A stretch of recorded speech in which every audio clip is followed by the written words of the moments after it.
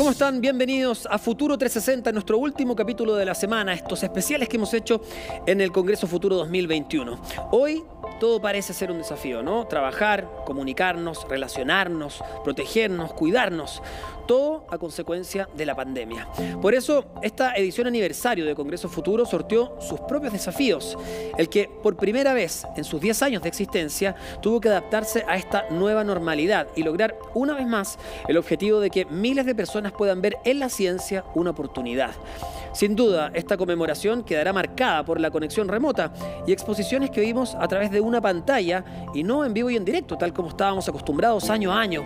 Pese a ello, el evento científico más importante del país logró superarse a sí mismo, transformándose en un éxito dentro de esta nueva era digital, incentivando la participación no solo de sus más de 80 expositores, sino que, igual de importante, el de una ciudadanía crítica y participativa bajo este nuevo formato remoto. Congreso Futuro celebra no solo una década, sino que se consolida como el referente chileno de la divulgación científica que busca cambiar realidades y mejorar la calidad de vida de cada uno de nosotros. Bienvenidos a este programa donde vamos a revisar los hitos del Congreso Futuro 2021. Aquí comienza Futuro 360. Se convirtieron en nuestros enfermeros, asistentes e incluso en algunos casos en la única compañía de quienes sufrieron las consecuencias del COVID-19. No fueron personas, fueron robots, inteligencia artificial que ya vive entre nosotros y que aumentará su participación en la sociedad de cara al futuro. ¿Cómo será esta nueva era? Vamos a revisar el siguiente informe acá en Futuro 360. Podríamos decir que el 2020 se integraron para siempre en nuestras vidas. En la oscuridad de la pandemia fueron la única compañía para miles de personas que lucharon por sus vidas frente al COVID-19. Los asistían, cuidaban e incluso conversaban con ellos.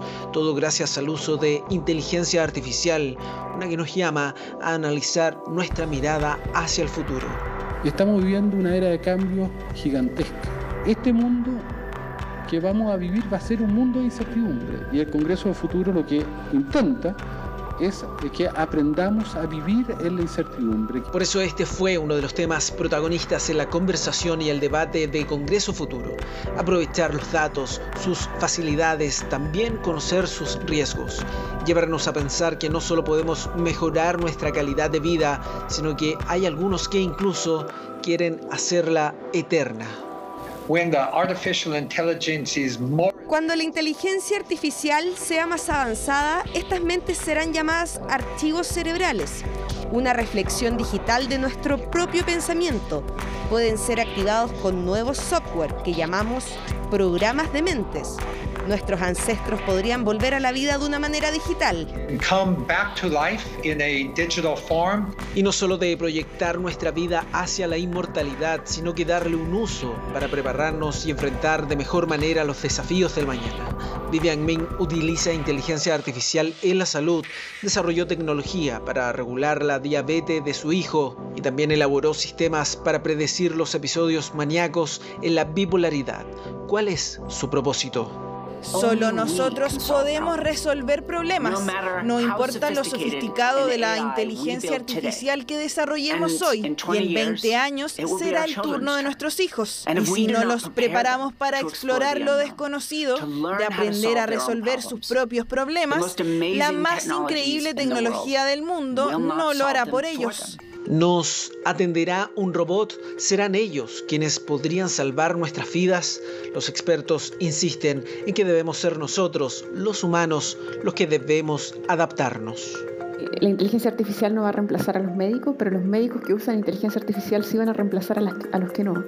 Hay que entender que la inteligencia artificial puede servir para apoyar la toma de decisiones. No es como que tú vayas a cambiar a un médico por un computador, pero puedes darle más herramientas a ese médico para que tome mejores decisiones. Es solo uno de los innumerables impactos que la inteligencia artificial tendrá en nuestras vidas. El desafío a conocer cómo utilizarlas de la manera correcta y potenciarlas es lo que nos fue entregando esta última edición de Congreso Futuro.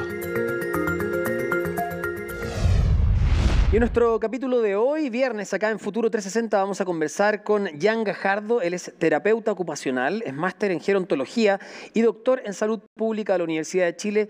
Muchas gracias por estar con nosotros, Jan. Muchas gracias por la invitación, Humberto. Bueno, ya estuviste en este Congreso Futuro que finalizó, pero nosotros quisimos hacer esta semana especial de Futuro 360 con un capítulo diario y vamos a hablar de la vejez. Mucho se habla de que esta pandemia ha exacerbado mucho la exclusión social de los adultos mayores. ¿Se puede revertir esta situación? Y si es así, ¿qué debiéramos hacer para revertirla ahora que está empezando además la vacunación? Al fin se ve algo de luz al final del túnel, ¿no? Exacto. De hecho, el grupo que están vacunando esta semana justamente son las personas mayores, ¿no? Así que, tal como dices tú, Humberto, es un tema complejo. La pandemia ha, de algún modo, exacerbado o magnificado ciertas diferencias y brechas que ya observábamos, ¿no? Como la brecha económica, la brecha digital, que es un poco lo que yo hablé ayer. Y ahí, en el fondo, emerge este tremendo desafío, ¿no? Que de algún modo el país y el mundo ha ido asumiendo progresivamente en los últimos años. Es un tema difícil, yo creo que no hay una sola respuesta. Esto implica, sin duda alguna, una definición institucional, ¿no? De nuestro país respecto de cómo seguir avanzando. Las políticas públicas que se han ido haciendo van orientándose, ¿cierto?, de algún modo a sopesar esas brechas. No obstante, es un desafío para el cual, sin duda alguna, aún no estamos listos. Preparados. Sí. ¿Y debiera, por ejemplo, el Estado ser más subsidiario con nuestros adultos mayores?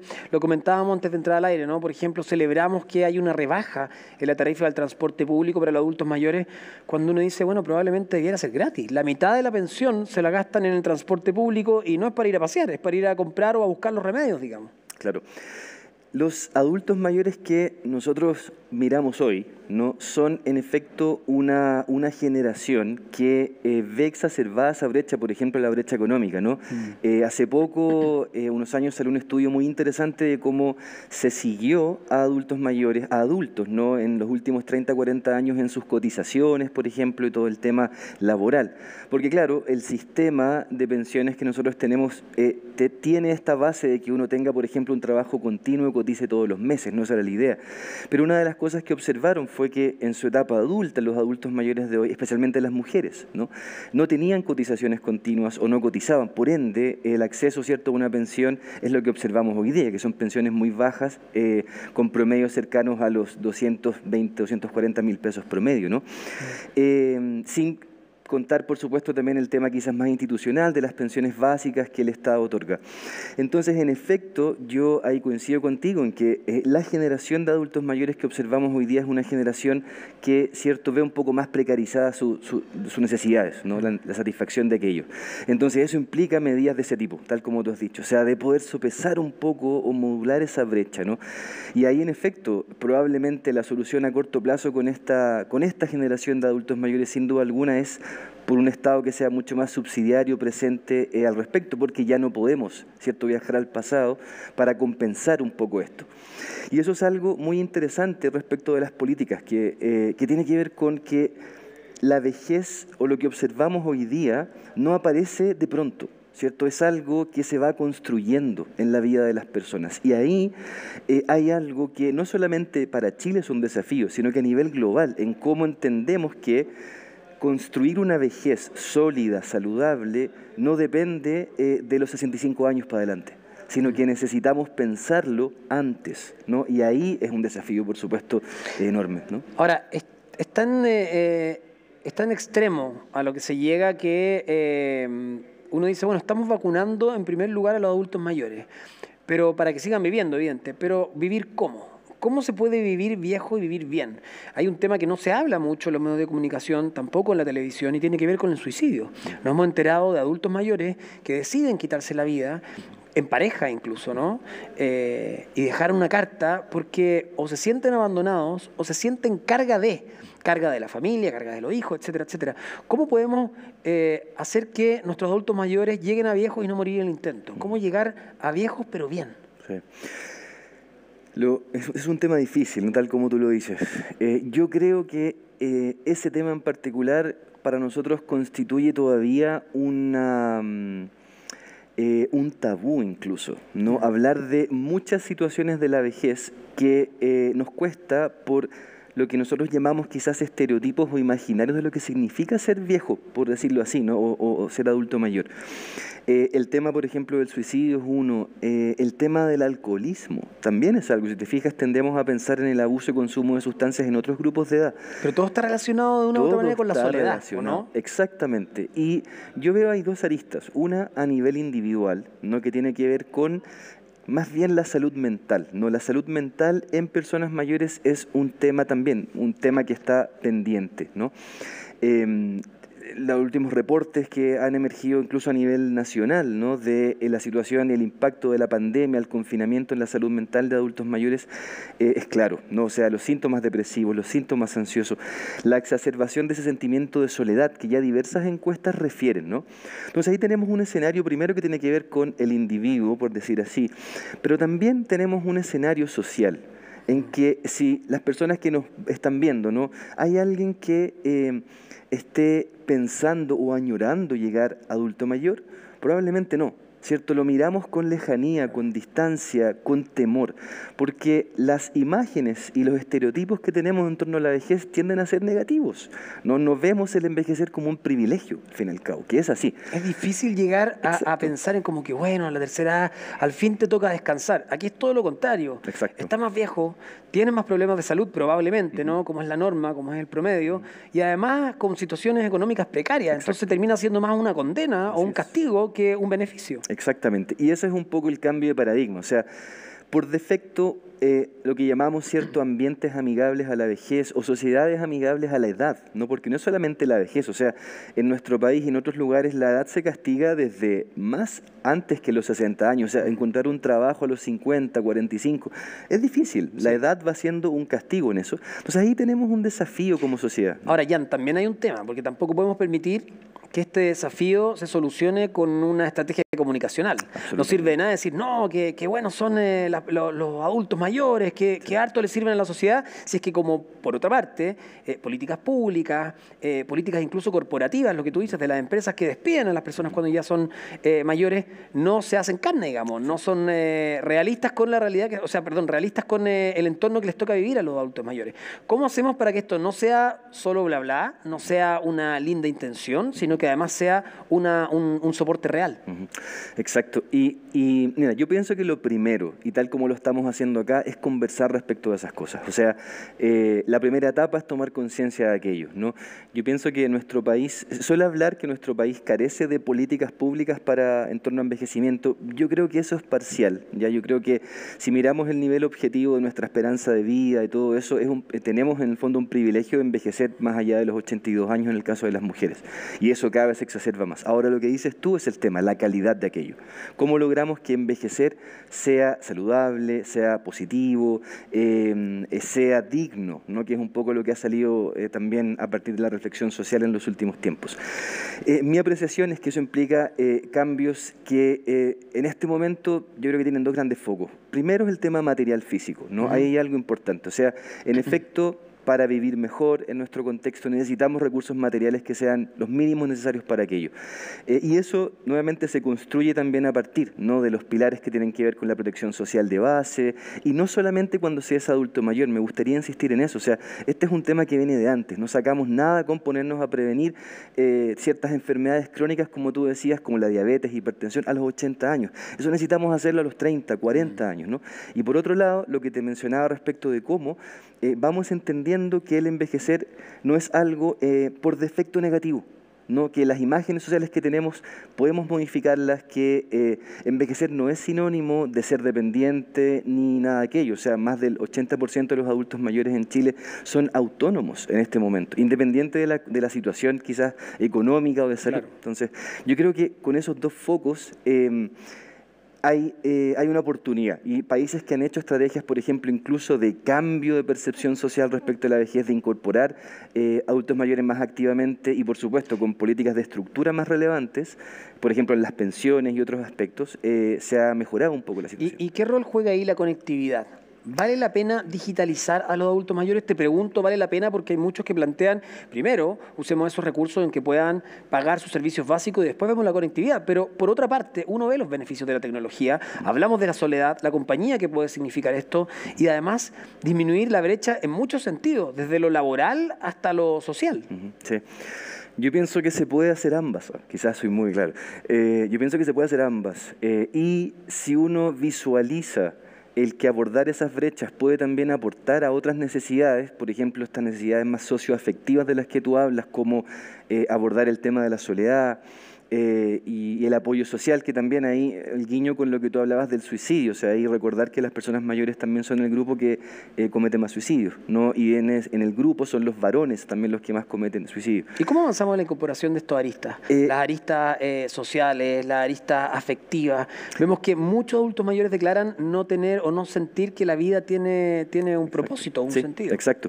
Sabes que eso se vincula mucho a también los aprendizajes que hay de las encuestas respecto a tecnología. Por ejemplo, hay dos temas. Uno, el tema de recurso económico, ¿no? Tal como conversábamos antes, ¿no? O sea, claro, los adultos mayores no contratan internet o no se compran un celular inteligente, primero porque tienen otras necesidades que satisfacer, que es un poco lo que tú mencionabas. Entonces ahí tenemos una brecha económica que se ha referido en diversas encuestas, que es una de las principales en el uso de tecnología y el acceso.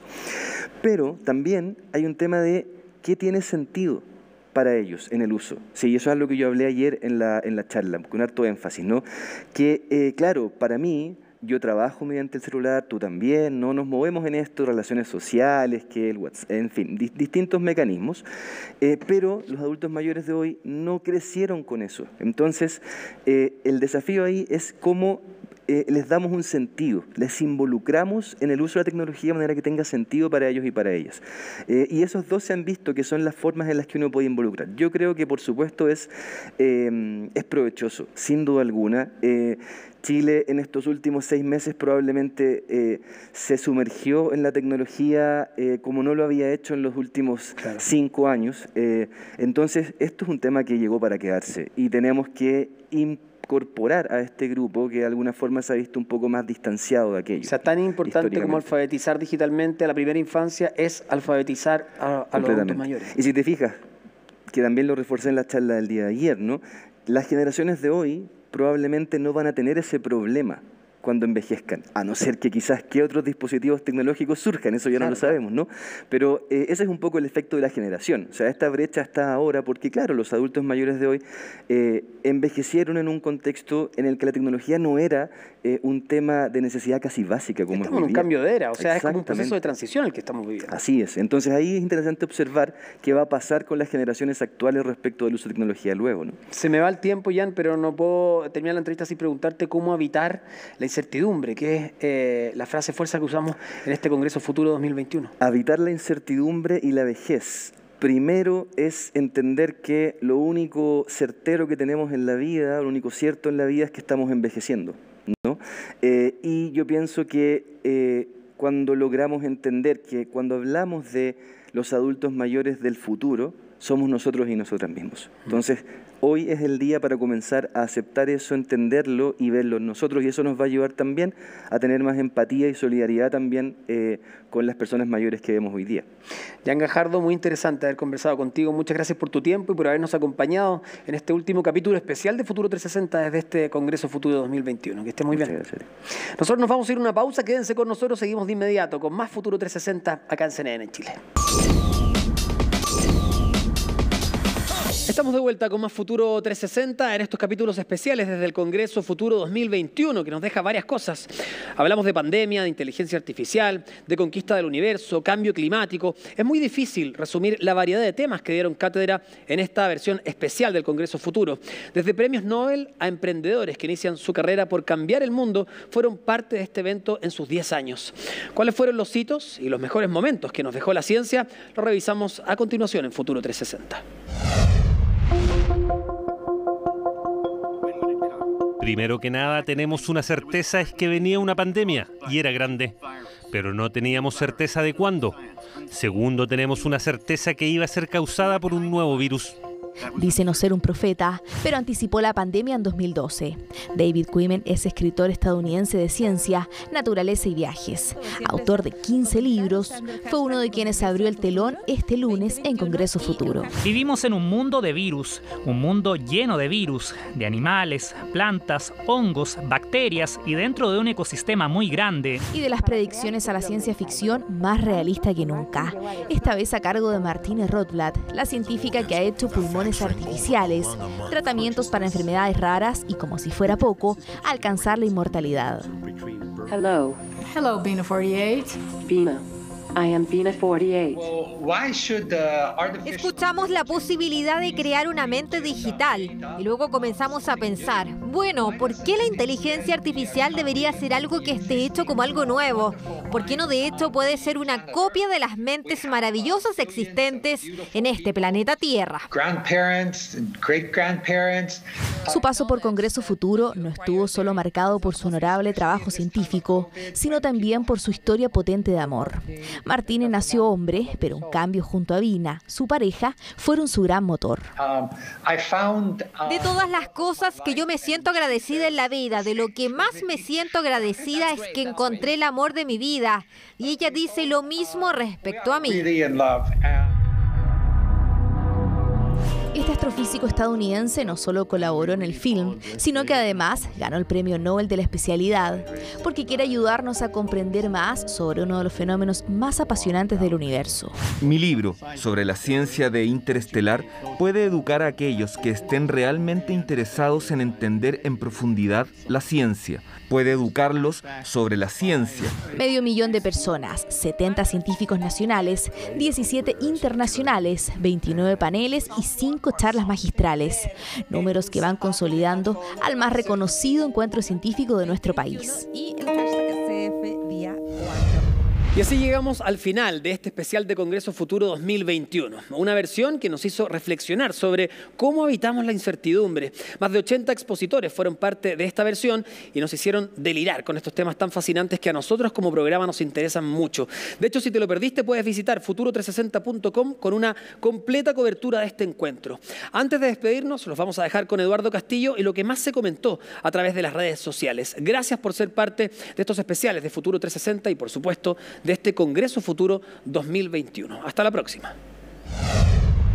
Ayer terminó el Congreso Futuro y queremos revisar algunos tweets que quedaron destacados durante esta semana. Vamos a partir con la opinión de Claudio Torres, quien señaló que el nivel de inspiración que dejan los expositores de Congreso Futuro es brillante e inconmensurable. Tremendo lo que han conseguido y es un privilegio poder seguir este Congreso Futuro. Quedan muchos conceptos y tareas pendientes para poder dar consistencia. También otra opinión destacada durante la semana fue la de Alejandro Núñez desde Porvenir, en la región de Magallanes. Él señaló que excelente conversación de Paloma Ávila con Yanis Lin sobre el hidrógeno verde. Estoy seguro que gracias al viento pueden transformar a Magallanes y Chile en un líder en el mercado de las energías limpias. También participó durante la semana Javier Heuser, que señaló excelente charla y expositor, refiriéndose a William McDonough, que habló de la economía circular. Pese a que las industrias son las grandes contaminantes, lo que hagamos o dejemos de hacer los ciudadanos es parte crucial de la solución. Y también queremos destacar el mensaje que publicó durante la semana Cecilia Salinas. Dijo: ¿cuántos premios Nobel se exponen este año en Congreso Futuro? Es impresionante y mega estimulante poder tener acceso en un clic a tantas mentes, pensamientos e ideas fabulosas. El evento de Chile.